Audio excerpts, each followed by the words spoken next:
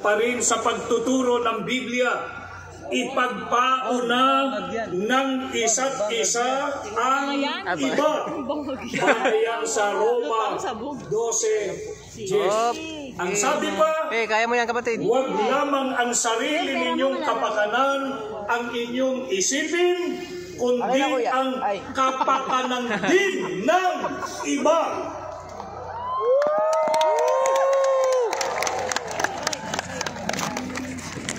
Yan ay nakabatay sa unang Korinto sa 10:24. Kaya para sa kapakanan ng kapwa-tao at mga mamamayan, dapat isang tabi ang mga pansariling kapakanan at mga personal na ambisyon.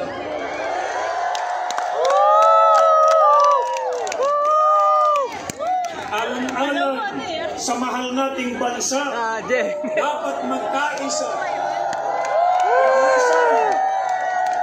Payabaan! Helicopter! Helicopter!